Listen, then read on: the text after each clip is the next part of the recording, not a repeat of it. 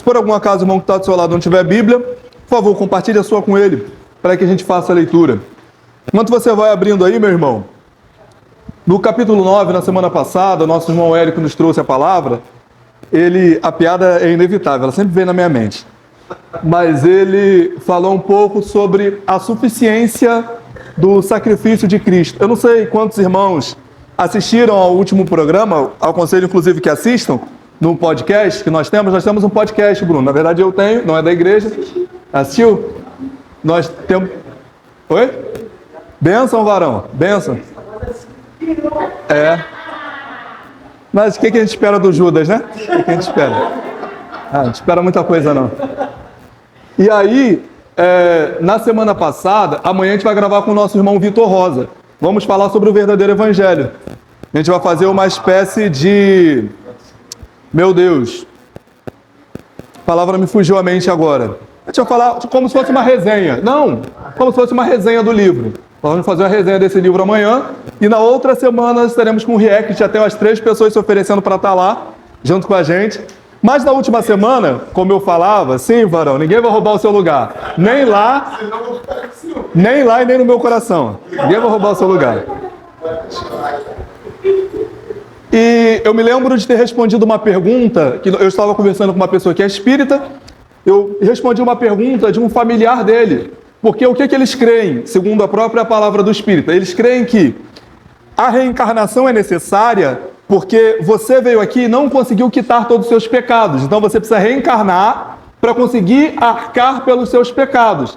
E eu falei, olha, nós cremos que o sacrifício de Cristo único é suficiente para pagar por todos os nossos pecados. Aí a pessoa foi e me interpelou. Até pelos pecados que nós vamos cometer no futuro? Falei, sim, essa é a mensagem que nos traz paz.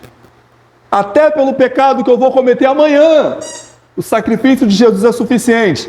E a aula que o Hélio trouxe na semana passada, ele abordava muito isso, sobre a suficiência do sacrifício de Cristo, o nosso sumo sacerdote eficaz. Eficaz porque o sacrifício dele foi o único que nos trouxe a verdadeira paz com Deus. E se a gente olha para Romanos, como eu vou dar uma aula sem citar Romanos? É impossível. Romanos, capítulo 8, verso 1, diz que nenhuma condenação há para os que estão em... Então, meu amigo, viva em paz, ande em paz, respire em paz, durma em paz, coma em paz, porque não há condenação para quem está em Cristo Jesus. Amém? Amém. Então, vamos lá. Uma das coisas que eu gosto da gente lembrar, quando a gente fala sobre a suficiência do sacrifício de Cristo... Pensei que você fosse perguntar. Okay, vamos lá, Romanos 6. Permaneceremos no pecado para que a graça se abunde? De maneira nenhuma, porque nós que somos de Cristo estamos mortos para o pecado, ok? Estamos mortos para o pecado. Entenda uma coisa, irmão, graça é o oposto de mérito, não de esforço. Por que graça? Porque a gente não merecia. Isso significa que eu não tenho que me esforçar? Obviamente não. Já dizia uma voz antiga que a graça é de graça, mas não é barata. Ok? Vamos lá. Cristo, na cruz do Calvário, ele disse 7 frases. A penúltima é o que os judaizantes, como um amigo meu que está aqui, gostaria de citar o hebraico, que é tetelestai, que significa está consumado. E a última frase essa foi a penúltima das 7. A última frase foi, Pai, em tuas mãos entrego o meu espírito. Mas a penúltima frase de Cristo na cruz do Calvário foi, está consumado. Está consumado não significa depende de vocês, significa está consumado. E uma vez que está consumado, o sacrifício agradável às narinas do Senhor, do nosso Deus, estava quitado. Eu já perguntei isso aqui algumas vezes, mas eu pergunto novamente, a repetição é didática. O que foi, ou melhor, do que foi que Cristo nos livrou? O pessoal que leu o verdadeiro evangelho está com a resposta na ponta da língua, né?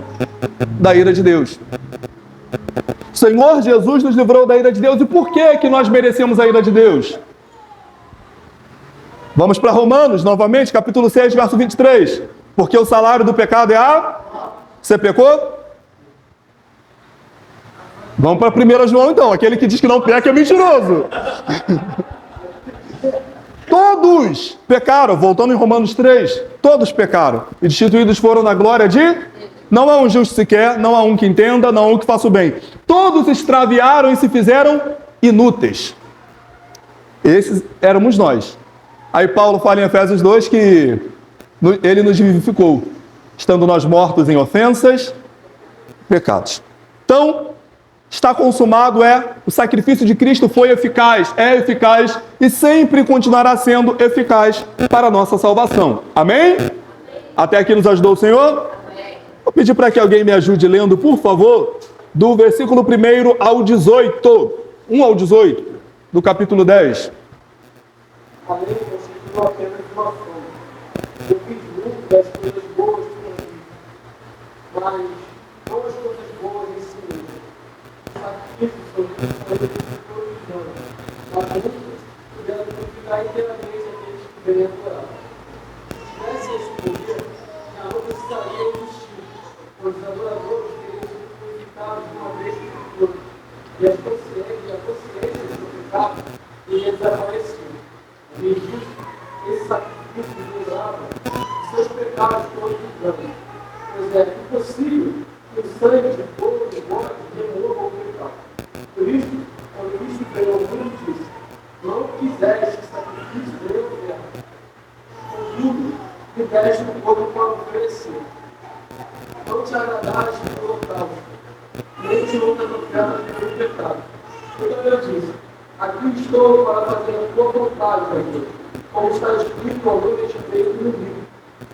Deus justo disse: não quiseste sacrifício nem oferta, nem holocausto, nem outras ofertas, nem te agradaste dela, embora sejam exigidas pela lei. Então acrescentou: aqui estou para fazer a tua vontade. Ele cancela a primeira aliança, a fim de estabelecer a segunda. Mas a vontade de Deus é que vocês fossem santificados pela oferta do corpo de Deus Espírito, de uma vez por todas. O sacerdote se apresenta todos os dias para realizar o serviço sagrado e oferecer repetidamente o mesmo sacrifício que nunca pode se ter para os pecados. Nosso sumo sacerdote, porém, ofereceu a si mesmo como único sacrifício pelos pecados, válido para sempre. Então, sentou-se no lugar de honra à direita de Deus. E ali aguarda até que todos os seus inimigos sejam humilhados e postos debaixo de seus pés. Porque, mediante a sua oferta, ele tornou perfeito para sempre os que estão santificados. O Espírito Santo também testemunha que isso é verdade.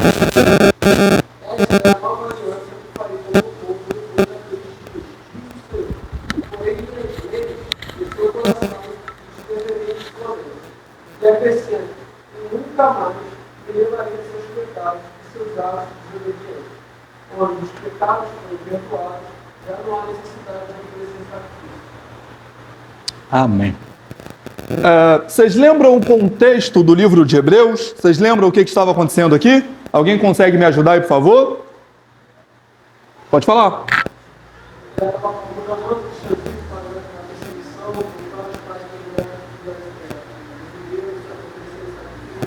Isso aí. A turma está, por causa da perseguição, retornando às velhas práticas, voltando ao judaísmo, aos velhos rudimentos, como diria a versão mais convencional.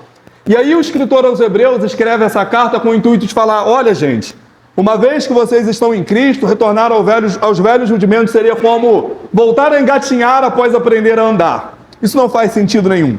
Você ter a casa e preferir ficar com a maquete, isso não faz sentido nenhum. Uma vez que você está em Cristo, todas essas coisas passadas são sombras de Cristo. E aí, ele vem fazendo a comparação durante todo o livro das coisas, dos rudimentos, dos valores do judaísmo com a pessoa de Cristo. Cristo é maior do que os anjos, Cristo é maior do que a arca, Cristo é maior do que Moisés, Cristo é maior do que o sacerdócio arâmico, Cristo é maior do que todas as coisas. E todas essas coisas são sombra da pessoa de Cristo.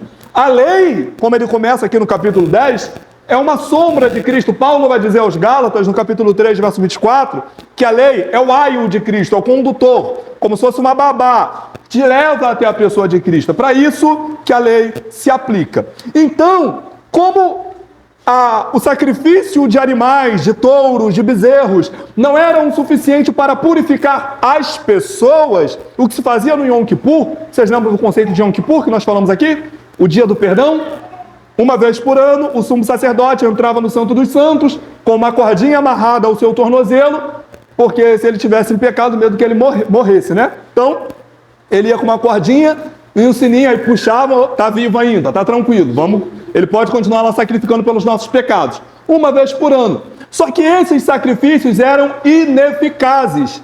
E aí, o que estava fazendo então? Comemorando o aniversário do pecado, irmão. Que não tinha o que fazer.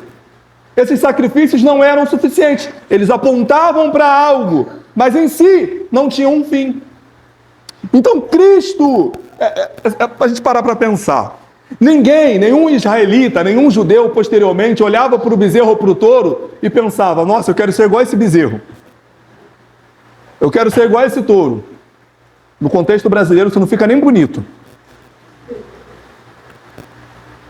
As pessoas precisavam olhar e se identificar, só que elas não se identificavam. Óbvio, é muito fácil. Eu pego lá um animal, que não tem culpa nenhuma do que eu fiz, sacrifico, saio daquele momento ali com a minha consciência livre para pecar de novo. Era isso que estava acontecendo. Existem diversos textos no Antigo Testamento onde o Senhor fala que não tinha prazer no sacrifício do povo. Não tinha prazer, ok? E aí, nós vamos para Lucas, capítulo 9, verso 23, nós falamos sobre isso aqui na segunda-feira, para as irmãs saberem que não é uma seita. A gente pode falar das coisas que acontecem aqui segunda-feira sem problema nenhum. Falei, pô, tá parecendo a maçonaria. A gente não pode falar, é segredo. Tem um sacrifício aqui. Mas fácil sacrificar os irmãos aqui. Vocês queimaram no final. Deixa eu te explicar. Deixa eu te explicar uma coisa. A irmã não, deixa eu te explicar uma coisa. Eu deveria te explicar isso em casa, mas vou te explicar aqui. Como era a oferta de adoração ao Senhor no Antigo Testamento? Aleluia. Sacrifício. O que se fazia com esse animal que era sacrificado? Se queimava. E o que subia como cheiro agradável às narinas de Cristo? Cheiro de carne na brasa. Aleluia. O que nós estávamos fazendo aqui é um ato de adoração. Glória. Porque isso sobe as narinas de Deus. Isso vai te motivar a fazer churrasco e me convidar, irmão. Isso sobe as narinas de Deus como cheiro agradável. Aleluia. Até fiquei arrepiado aqui agora. Ó, isso aqui vai pra Eu não vou cortar, não. Vai ficar aí. Vocês entenderam? A irmã não entendeu. Vou explicar de novo. Vocês entenderam que a lei é um aio que nos leva até Cristo e que os sacrifícios de animais já não tinham eficácia nenhuma? Amém? E aí, chega no verso 5 ao 9, eu ia falar Paulo, é vício. O escritor aos Hebreus, ele cita um salmo. Eu tenho dia após dia citado aos irmãos, eu vou ter que comprar para botar na biblioteca da igreja, um livro chamado Encontrando Cristo nos Salmos. É um livro maravilhoso, onde você percebe que, se eu não me engano, o percentual é de 80% dos salmos, o irmão do PDF já vai lhe procurar. Chama Daniel Simoncelos, o escritor desse livro, é um pastor presbiteriano. Esse livro é uma bênção. Ele mostra que grande parte dos salmos apontam diretamente para a pessoa de Cristo. Aí, se você puder, abra sua Bíblia, por favor, no Salmo 40. Eu vou pedir para o César ler novamente aqui do 5 ao 9, e depois alguém vai ler para mim o Salmo 40, do verso 6 ao 8. César, pode ler, por favor, novamente do 5 ao 9? Por isso, quando Cristo veio ao mundo, não fizeste sacrifício nem oferta. Contudo, fizeste um pouco para oferecer. Não te agradaste pelo pecado, nem de outras ofertas pelo pecado. Então eu disse: aqui estou para fazer a tua vontade, meu Deus. Como está escrito a meu respeito no livro. Primeiro, disse: não fizeste sacrifício nem ofertas, nem holocausto, nem outras ofertas, nem te agradaste delas, embora sejam exigidas pela lei. Então acrescentou: aqui estou para fazer a tua vontade. Ele cancela a primeira aliança a fim de estabelecer a segunda. Alguém tem Salmos 40 aí? Pode ler. Quem tiver aí só pode ler, do 6 ao 8. sacrifício e oferta não fizeste. Meus ouvidos abriste, o holocausto e expiação do pecado não reclamais. Então disse: eis aqui vem o outro livro de mim está escrito: deleita-te em fazer a tua vontade, ó Deus meu. Sim, a tua lei está dentro do meu coração. Esse salmo foi escrito mais ou menos 800 anos antes de que Jesus aparecer na história. E aí o escritor aos Hebreus faz a exegese desse texto, falando que ele estava apontando para Cristo. Por quê? Porque os sacrifícios já não eram mais suficientes. E alguma coisa precisava acontecer. Você quer ver uma coisa? Abre sua Bíblia, por favor. Está em Salmos, avança para o 51 aí, por favor. 1 Samuel capítulo 15. 1 Samuel capítulo 15. 1 Samuel capítulo 15. Salmos, avança para o 51 aí, por favor. É bom lembrar que os apóstolos, o livro apóstolo de Paulo, fazia muita referência no Antigo Testamento. Muita. 51. 51, verso 16 e 17. Então, não os contares em sacrifícios, do contrário, eu os daria, e não te agrade o mal.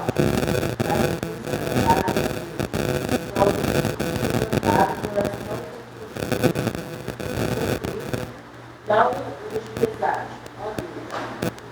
Não te agradas de sacrifício. Esse é o texto que estava na Tanakh. Eu não coloquei o quadrinho ainda não, mas eu vou colocar o quadrinho para lembrar para vocês o que é Tanakh. Tá?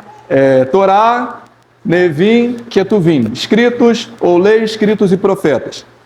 O texto estava na Tanakh. O judeu, ele conhecia a Tanakh. Ele conhecia esse texto de Salmos. 1 Samuel 15, quem achou? Verso 22. Porém, Samuel disse: tem porventura o Senhor não trazer local de sacrifícios quanto em que se obedecer sua palavra, em que obedecer é melhor que sacrificar. Tu a viver melhor que a gordura de carneiro. O próprio texto em que todo judeu tinha acesso falava sobre a insuficiência do sacrifício. Então agora, mesmo conhecendo os textos que falam sobre a insuficiência do sacrifício, eles querem retornar a essas velhas práticas. Irmão, não distancie isso da sua vida. Nós conhecemos o Evangelho de Cristo. Nós conhecemos a verdade. Mas muitas das vezes, muitos de nós pensamos em retroceder. Muitas das vezes, muitos de nós, pela pressão, pensamos em voltar atrás. Muitas das vezes, muitos de nós pensam em desistir. A gente vai chegar no último versículo que o escritor aos Hebreus vai falar que nós não somos desses que recuam ou que retrocedem. Mas isso acontece com muitos de nós, mesmo que a gente conheça a verdade. Irmão, você já chegou diante de Cristo. Não tente retornar para a sombra. Você está diante de Cristo. Hoje você tem a figura do Filho de Deus. Eu já fiz essa pergunta aqui algumas vezes, eu aprendi com o Tony. Quem é pai aqui? Levanta a mão. Quem é pai? A pergunta, Bruno, é a seguinte. Você tem carro? Tem carro? Seu carro der pau, deu problema, seu carro.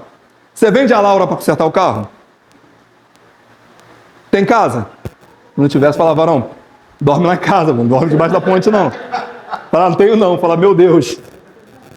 Então, vende o carro para comprar casa, só tem carro. Casa deu problema, cara, veio uma enchente aí, casa alagou, perdeu tudo.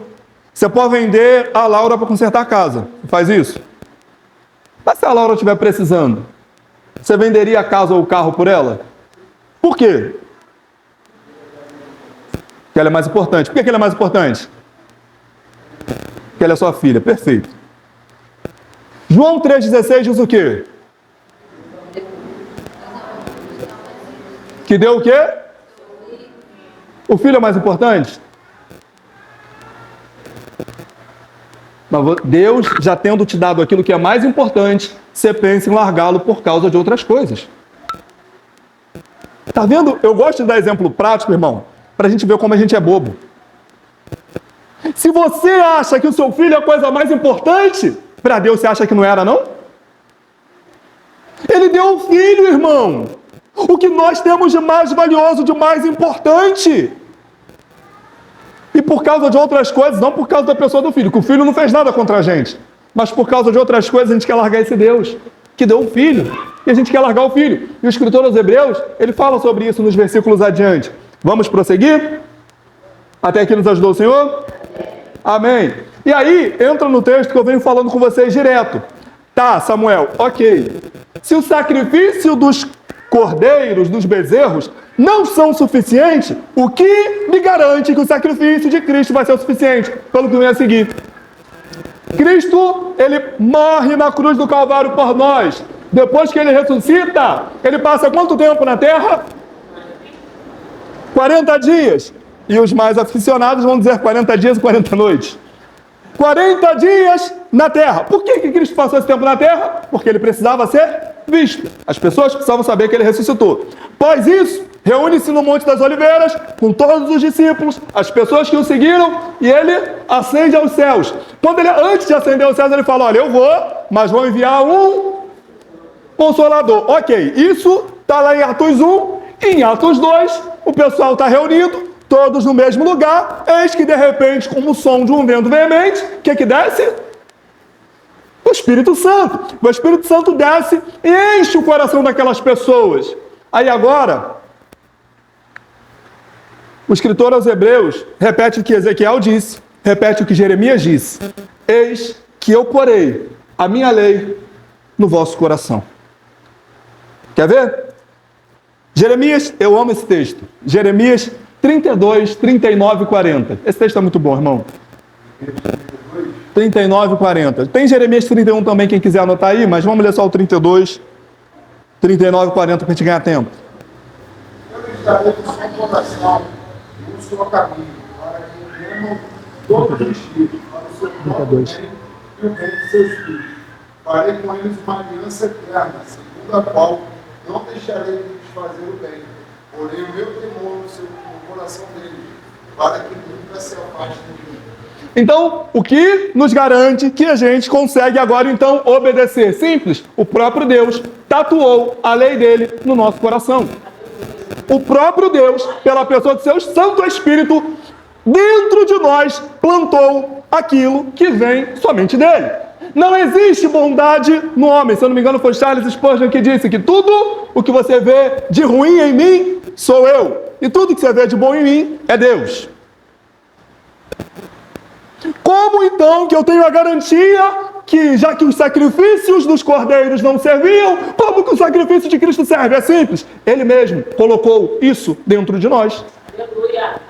É simples. Glória a Deus. Não é mérito, lembra que eu falei que a graça é o oposto de mérito? Não é mérito nosso, foi ele que fez. Irmão, a participação do homem na salvação é extremamente passiva. Nós estávamos mortos em ofensas e pecados. Você lembra do texto de Ezequiel 37?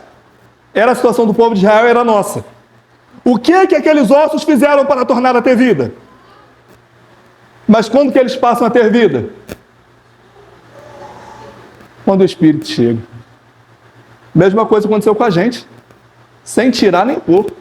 Estávamos mortos. Ossos sequíssimos. Mas o Espírito nos deu vida. E agora? E agora o Senhor colocou a lei dele no nosso coração. Amém? Ezequiel, no capítulo 26, chega a dizer que não é necessário nem que um irmão pregue para o outro, porque o próprio Espírito Santo testifica no nosso coração. Ninguém precisa chegar para você e falar, olha, você não pode bater na sua esposa. Você não pode espancar o seu filho. Você não pode roubar o seu vizinho. Porque o próprio Espírito Santo, sabe esse negócio que o pessoal acha que é peso na consciência? Não é não, irmão. O teu freio não é você, o teu freio é o Espírito Santo de Deus. O mesmo potencial de maldade que existe em Adolf Hitler existe em mim e em você. E qual é o nosso freio? Chama Jesus. Espírito Santo de Deus no nosso coração. Ele é o nosso freio.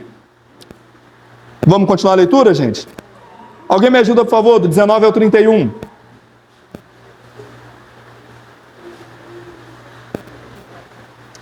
Até aqui nos ajudou o Senhor? Alguém está com alguma dúvida? Pode falar. César está doido para responder a sua pergunta.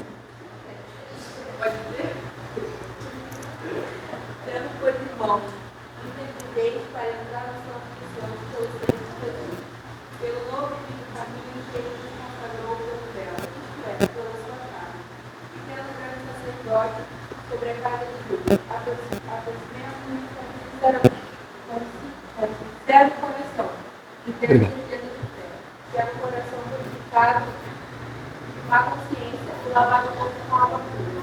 Guardemos firme a confissão da esperança, sem vacilar, pois quem fez a promessa é fiel. Consideramos-nos também uns aos outros para não estimularmos ao amor e coesão, entregar como antes, passamos as tentações, então, mais quanto deles que se aproxima.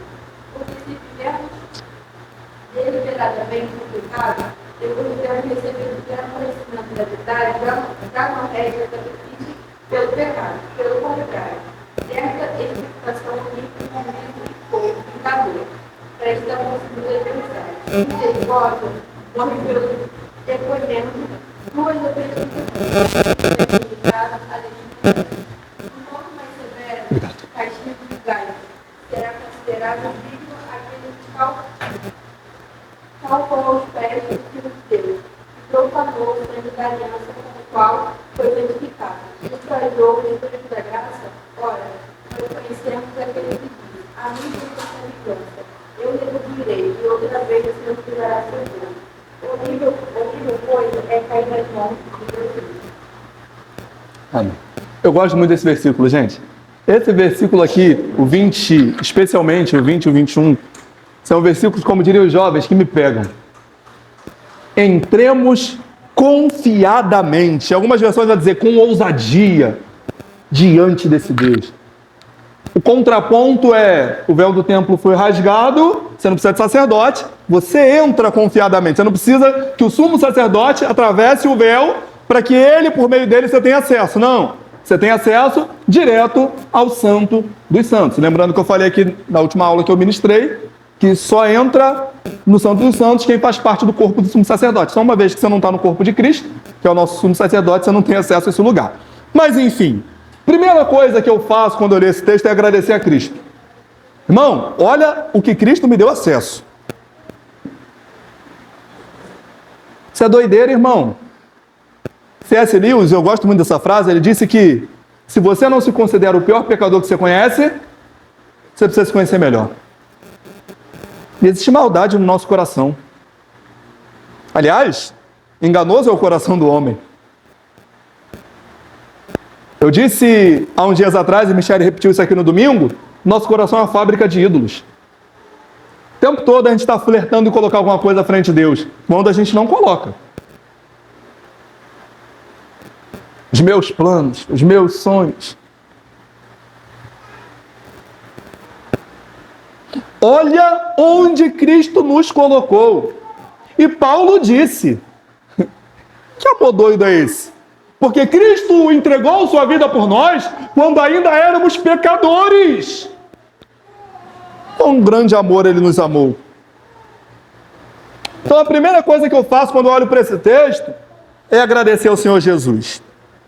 E aí, o escritor aos Hebreus fala para a gente entrar com ousadia e com confiança. Eu me lembro de Moisés, Êxodo capítulo 3, quando Moisés chega, ele vê a sarça ali pegando fogo, aí do meio da sarça ele ouve, tire a sandália dos seus pés, que é o lugar que você pisa, E assim, tem um monte de tese em cima disso aí, não vou discorrer em cima disso, porque o nosso estudo hoje não é sobre Êxodo 3, mas irmão, deixa eu te dar um conselho aqui, isso aqui que a gente faz não é hipocrisia não, tá? Uma das coisas que libertam a igreja é conhecer os pecados do pastor. Porque vocês me medem por isso aqui e acham que eu não peco. Mas eu peco possivelmente mais que você. E o meu pecado é mais grave porque, geralmente, o pastor sabe mais do que as pessoas. Então, se eu sei mais, eu tenho um compromisso maior de acertar. Eu não posso ficar errando. Hoje mesmo no trabalho, uma pessoa me tirou do sério. E o desejo do meu coração não foi: Jesus, leva essa pessoa para o céu, Pai. Alcança com a tua graça. Se tivesse diante de mim, eu provavelmente teria discutido. Mas foi por telefone, então foi mais tranquilo. Meu coração é ruim. Minha carne é má. Assim como a sua é também. Então, quando a gente fala de entrar confiadamente na presença de Deus, não é que eu estou entrando na falsidade. Cara, eu sei quem eu sou. Eu sei que eu sou pecador. E eu posso me encontrar no mesmo cenário que Moisés. Mas a minha oração, se você quiser reproduzir também não tem problema, é: Senhor, ainda que eu não tenha enxergado as sandálias que eu preciso tirar para entrar na tua presença, cara, o que tem aí é uma sarça, queima. Eu estou compartilhando com vocês a minha oração. Ainda, porque eu não quero fazer isso aqui com falsidade, o escritor aos Hebreus fala: entrem com sinceridade. E aí eu vou ter que falar do sincero. Eu já falei isso aqui, mas hoje eu estou sendo repetitivo, né? Então não tem problema não, é por causa do Bruno e da Samanta. Alguém tinha que levar a culpa. conceito de sincera, deriva, pelo menos essa historinha muito boa. Se é factível ou não, isso não é ciência, é só uma historinha. Um produtor de vasos, ele produzia diversos vasos, e quando os vasos não ficavam perfeitos, para não perder poder comercial, ele passava uma cera. E a cera maquiava todos os defeitos do vaso. Maquiava as rachaduras, maquiava as imperfeições. Então, quando o vaso ficava perfeito, excelente, vamos colocar aqui. Quando o vaso não ficava perfeito, já sei o que a gente vai fazer para esconder as falhas. Vamos passar uma cera. E aí o comprador, quando chegava na casa do olheiro para comprar os vasos, ele virava para o vendedor e perguntava: este aqui é sincera? Por trás da pergunta é: você passou alguma coisa para esconder as falhas? Ou as falhas estão aparentes? Aí o escritor aos Hebreus fala: gente, entrem com sinceridade. Não entre tentando esconder quem você é. Por vezes a gente veste uma capa de santo, de homem de Deus, de mulher de Deus, e vem pra cá. Não, aqui é o lugar de você rasgar o seu coração. Lembra quando o povo pecava que eles rasgavam as vestes? Aí o escritor bíblico vai dizer: não rasguem mais as vestes, rasguem os vossos corações. Vocês querem entrar na presença de Deus? Cara, eu sei que você tem pecado, mas entra aqui com sinceridade. A gente não está aqui para maquiar quem a gente é, para esconder as nossas imperfeições. Não! Se tem alguém que pode me libertar das minhas imperfeições, esse alguém está aqui e se chama Jesus de Nazaré. Entrem com confiança. Sim, eu posso entrar. Cristo me deu acesso, mas eu não estou aqui para me enganar, para tentar enganar ninguém. Senhor, eu sou pecador mesmo, eu sou falho mesmo, eu luto contra isso, mas a tua graça me basta e o teu poder se aperfeiçoa na minha fraqueza. Não tentem maquiar quem vocês são. É uma das piores coisas que a gente pode fazer. Quando você entra num consultório médico e sai sem um diagnóstico, qual remédio você vai tomar? Por quê? Porque se você não sabe o que você tem, se você tenta esconder aquilo que você tem, os sintomas que o seu corpo está apresentando, é possível que você nunca receba o remédio necessário. Então, entrem com sinceridade, com ousadia, claro. Irmão, toda vez que eu subo aqui para pregar, é um ato de ousadia. Muita ousadia. Eu sei quem eu sou, irmão. E eu sou ruim. Mas eu vou confiadamente que o sangue de Cristo me liberta de todo pecado. E já dizia Charles Spurgeon que depois que eu conheci Jesus, nunca mais pequei em paz. Teve alguém que escreveu um livro. Mas o livro não é tão bom quanto a frase, não. A frase é melhor. Vamos continuar? Do 24 e 25 tem um texto que é muito legal, que é: não deixem a vossa congregação, que é do costume de muitos. É muito fácil isolar esse texto, tá? E assim, eu entendo a intenção de quem isola. Não deixa de ir para a igreja não, hein? Não deixa a congregação como é do costume de muitos, não. É óbvio, gente, que a gente tem que estar na igreja, tá? O próprio escritor aos Hebreus fala isso. Esse é o lugar que Deus escolheu para a gente estar. Atos capítulo 2. Até que vai. O problema é usar esse texto para aprender a galera na igreja para fora da Bíblia.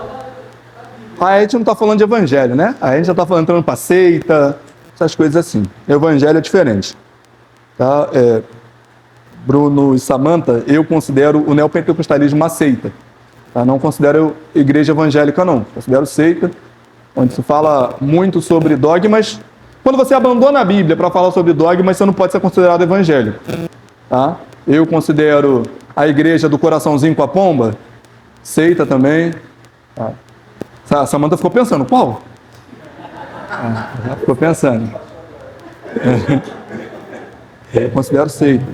Quando você abandona a palavra de Deus, você não pode mais se chamar de evangélico, sabe? Principalmente protestante. A primeira das 5 solas de Lutero, qual que é mesmo? Somente a Escritura. Então, assim, está abandonando a Escritura por causa de dogma, por causa de... esquece, a gente não tem, sabe? Não... É doideira, gente, é doideira. Tem como não. Mas o contexto aqui é que as pessoas estavam abandonando o lugar da comunhão e voltando aos velhos rudimentos. Então não deixem a vossa congregação, aí entra o contexto que a gente pode aplicar, gente, não deixem de estar junto. Aí eu tenho a galera do desigrejado, né? Eu não vou à igreja porque eu sou a igreja. Quem fala isso não vai nem é. Eu sozinho não sou a igreja. Tá? Eu só sou a igreja quando me uno a vocês. Eu sozinho sou um membro. E membro desgarrado, o que vai acontecer se você cortar o seu dedinho aí agora, Davi? Cortar, arrancar fora. O que vai acontecer com o seu dedinho? E o resto do corpo? É isso que acontece com o membro desgarrado. Ele morre e o corpo continua vivo. Então, membro desgarrado não existe. Te digo mais. Salomão disse em Provérbios 18 que aquele que busca caminhar sozinho é tolo. Você não é tolo, né, meu irmão?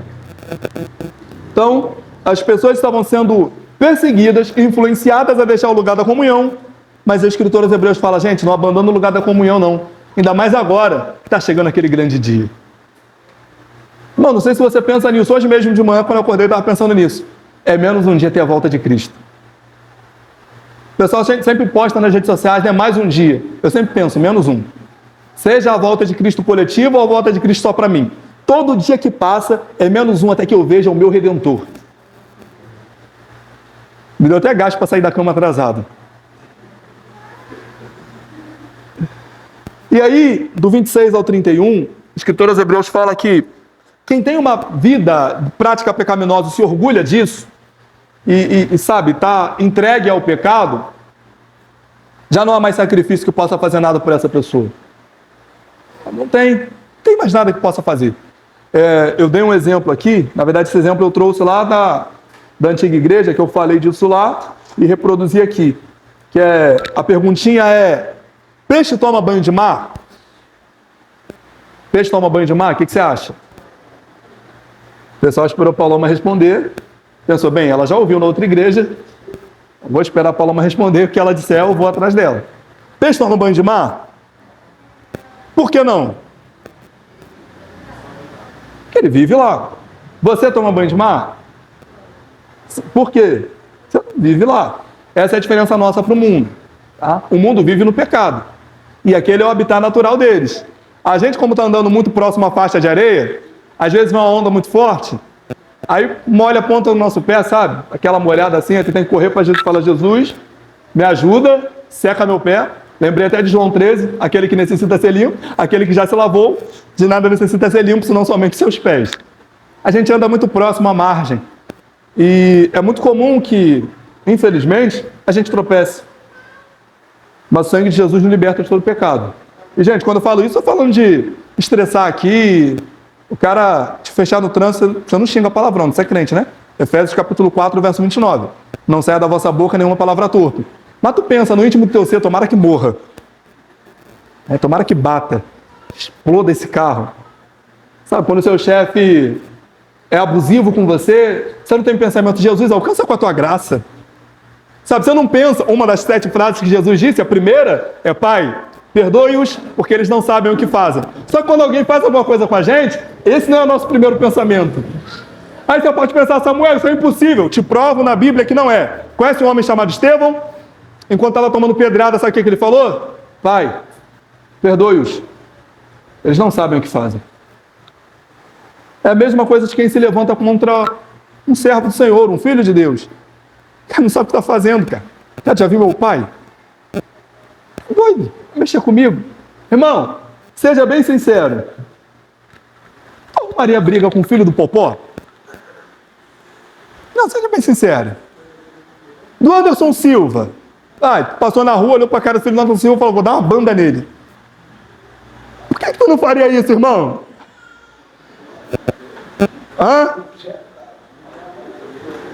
Por que você não bateria no filho do Popó? O filho do Popó, ele é criancinha, toma moca. Por que você não bateria no filho do Popó, irmão? Igual o Kleber Bambam? Por que você não bateria nele? Você sabe que é o pai, pô. Mas às vezes você não sabe quem é teu pai. Por isso você quer tirar satisfação com seus próprios braços. Quer comprar briga. Isso se aplica a tudo, cara. Se minha esposa falar comigo de uma forma que eu não gosto muito, opa, eu sei quem é meu pai, pô, vou orar para o Espírito Santo trabalhar no coração dessa pecadora.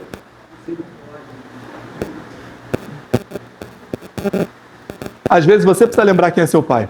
Quando Deus se manifestou a primeira vez a respeito da pessoa de Cristo, o que foi que ele falou?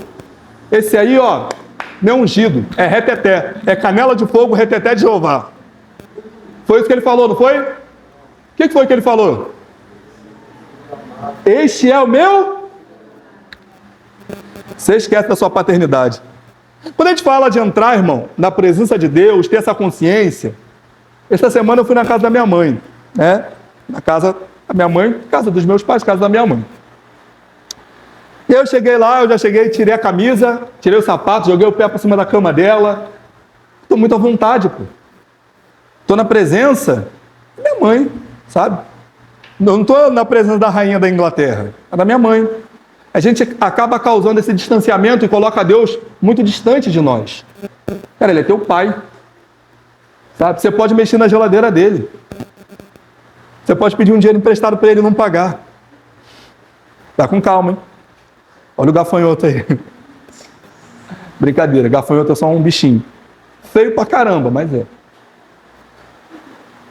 Ele é teu pai, cara. Você precisa ter a consciência de filho de Deus. Só que quem insiste, quem tem essa vida de luta contra Deus, quem é inimigo de Deus, aí o escritor aos Hebreus vai falar no verso 31, horrenda coisa é cair na mão de Deus, ou horrenda coisa é cair na mão do Deus vivo. Irmão, lutar contra Deus não é uma boa ideia. Paulo estava lutando contra Deus. Aí Jesus apareceu lá em Atos 9, no caminho de Damasco, contra Paulo, e falou assim, ô Zé Mané, na nova versão atualizada por mim, duro é para ti recalcitrar contra os aguilhões. E, gente, no The Chosen, fica falando que Jesus fazia piada, né, o tempo todo. Assim, eu não concordo muito com isso, mas que Jesus tinha um senso de humor meio acurado, eu concordo. Sabe por quê? A Bíblia vai dizer que Paulo aspirava morte dos cristãos, aspirava. Você já viu alguma cena assim de toureiro e o touro? Já viu? Que o toureiro fica lá e o touro fica... Ele está fazendo exatamente isso que o Lucas está falando, que o Paulo está falando. Aí Jesus, quando aparece no caminho da morte, fala assim, ó, dura para ti recalcitrar contra os aguilhões. Aguilhão era o instrumento usado para espetar touro. Está aspirando como touro, eu vou te tratar como touro. Você está lutando contra mim, você só vai se arrebentar, irmão. É a luta de carne contra ferro. Quem ganha? Ferro, pô. Você só vai se arrebentar enquanto lutar contra mim. Não é uma boa ideia lutar contra Deus. Eu sei que estão vendendo a imagem desse Jesus fofinho, na cruz, de coque, parecendo Thiago York. Esses dias eu vi, sem brincadeira, um Jesus na cruz na igreja católica, barriga tanquinho. Tanquinho. A hóstia do padre Marcelo Rossi, com certeza. A hóstia do padre Marcelo Rossi é de whey protein, irmão. O cálice é creatina. Bateu aqui, ó. Grandão. Bispo Dwayne Johnson tá lá também. Grande homem. Literalmente grande homem. Por quê? Porque, cara, você está ofendendo o Filho de Deus. É o escritor aos Hebreus diz aqui, sabe? E não é uma questão de, eu não gosto de Jesus, seu feio. Não. A gente está falando de uma realidade de um pai que deu um filho. E você que é pai talvez entenda melhor. Você deu um filho por causa desse Zé Mané que está desprezando o seu filho. Então assim, cara, aqui ó, eu prefiro matar meu filho para salvar você. Eu ligo pro teu filho mesmo? Quero que você e teu filho se lasquem. O que você faria? Você deu seu filho para salvar a vida dessa pessoa. E essa pessoa não está nem aí para tu e para o teu filho. Desonra o sacrifício que você fez com o teu filho para salvar essa vida. O que você faria? E olha que você é mau e pecador. Deus é bom e justo. Então, não é uma boa ideia lutar contra Deus. Vamos terminar? Do 32 ao 39. Depois que vocês foram iluminados, quando suportaram muita luta e muito sofrimento. Algumas vezes vocês foram expostos e insultos a tribulações. Em outras ocasiões, fizeram-se solidários com os que assim foram tratados. Vocês compareceram os que estavam na prisão e aceitaram alegremente o conquista dos próprios bens, pois sabiam que possuíam bens superiores e permanentes. Pois isso Por isso, não abram mão da confiança que vocês têm. Ela será ricamente recompensada. Vocês precisam perseverar, de modo que, quando estiverem feito a vontade de Deus, recebam o que Ele prometeu. Pois em breve, muito em breve, aquele que vem virá e não demorará. Mas o meu justo viverá pela fé. E se retroceder, não me agradarei dele. Nós, porém, não somos os que retrocedem, que são destruídos, mas os que creem que são salvos. Irmão, esse trecho aqui, ele causou uma confusão, especialmente na década de 90, porque a palavra, e agora não me estranhe, mas é uma palavra, a palavra "o", nesse sentido aqui, na língua portuguesa, as pessoas interpretaram como artigo. Mas, na verdade, aqui, no texto mais convencional, da João Ferreira de Almeida, é um pronome, não um artigo. Oi? Não, aqui, lá no vou ler na João Ferreira de Almeida, na verdade, Almeida Corrigido e Fiel, mas é a mesma coisa. 37. Porque ainda um pouquinho de tempo, tem uma versão que eu gosto mais, que é um poucochinho de tempo, essa versão é muito gostosa. E o que há de vir, virá, e não tardará. É que esse "o" aqui, ele não é um artigo, ele é um pronome, está se referindo a uma pessoa. E quando você pega nas versões mais atuais, vai substituir por ele ou por aquele, que fica mais claro da gente entender que está se referindo a uma pessoa. E o que as pessoas entenderam por interpretar esse "o" como um artigo? Que, o que há de vir é uma bênção. Campanha disso aqui, irmão, já participei de muita. Porque o que há de vir virá, recebe aí. Mas não é o que há de vir a bênção, é aquele que há de vir. O que há de vir como um pronome. O Cristo que há de vir. Só que o outro está substituindo ele ou o nome de Cristo. As versões mais atuais já tratam esse texto com mais simplicidade para a nossa compreensão. Mas a ideia do autor aqui não é falar da bênção que há de chegar. Espera só mais um pouquinho de tempo, porque que há de vir virá e não tardará, varão. Mas o que há de vir tinha uma campanha que eu desenho da mão fazendo isso aqui assim, ó. É só um pouquinho de tempo. E aí, tá vendo como a gente consegue se decepcionar com promessas que Deus não fez? É muito fácil se decepcionar com promessas que Deus não fez. Esses dias eu estava conversando com uma pessoa e aí ela veio desabafar comigo e falou, cara, na verdade eu chamei a pessoa para conversar porque ela postou um negócio referente à igreja. Não a nossa, mas a uma igreja que ela foi. Que se ela desse uma oferta X, ia acontecer ABC na vida dela. Falei, cara, isso não tem na Bíblia. Você foi enganado por uma pessoa que está distante da Bíblia. Não tem nenhum texto bíblico que diga isso. Tudo que Deus nos dá pela graça. Não tem mérito. Eu dei o exemplo aqui, o Bruno. Já ganhou o presente de Dia dos Pais? Da Laura? Já ganhou? Quem foi que pagou por esse presente?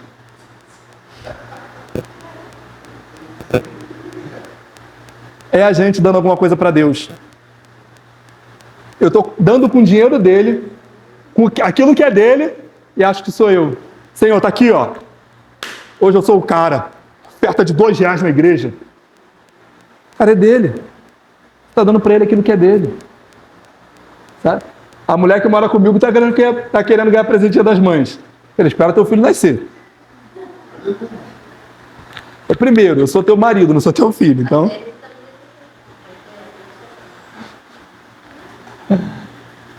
Mas tudo o que a gente faz, que a gente dá, especialmente agora falando de valores, de dinheiro, cara, é dele, não é seu. Você está comprando com o dinheiro dele. Pô. Por isso que a gente precisa usar com sabedoria as coisas que Deus nos deu, os recursos que Ele nos deu. Mas quando o escritor aos Hebreus ele escreve, ele não está falando de bênção, de grana, de carro, de casa. E a gente se decepciona com Deus por uma promessa que nem Ele mesmo fez. Que o que há de vir aqui é aquele. E a cada dia que passa, como eu já disse outrora, está mais perto da volta de Cristo. Essa é a mensagem de conforto, irmão. Talvez você não consiga o emprego dos seus sonhos. Talvez você não consiga o salário dos seus sonhos. Talvez você não consiga a casa dos seus sonhos. Talvez você não consiga o carro dos seus sonhos. Mas a hora que você fechar o olho aqui, você vai abrir lá na glória com Ele. Essa é a mensagem de conforto. Essa é a proposta do Evangelho. Se nós esperamos de Deus somente dessa terra, somos os mais miseráveis de todos os homens. Por favor, querido. Entenda que aquele que há de vir virá. Por quê? Aí o escritor vai falar Paulo, mas Paulo também repete. Então, se eu falasse, seria isento. O escritor aos Hebreus disse: o justo viverá pela fé. Abacuque 2, 4, não precisa abrir não, é o que está escrito lá. O justo viverá pela fé. Aí Paulo, em Romanos 1, 17, vai dizer, como está escrito, o justo viverá pela fé. E aí o escritor aos Hebreus vai repetir o texto de Abacuque, o justo viverá pela fé, mas se ele retroceder, Deus não tem prazer nele. Aí ele termina dizendo, mas nós não somos dos que retrocedem. Nós não somos dos que retrocedem. Nós somos dos que avançam. E esse avançar também pode virar tema de campanha, mas o que ele está dizendo é que nós somos dos que continuam.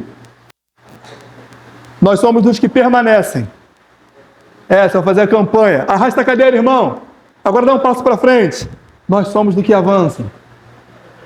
Irmão, eu tenho 30 anos na igreja, já vi muita coisa. De tudo não, mas já vi muita coisa. O problema é que depois você volta a cadeira para o lugar e volta para o mesmo lugar.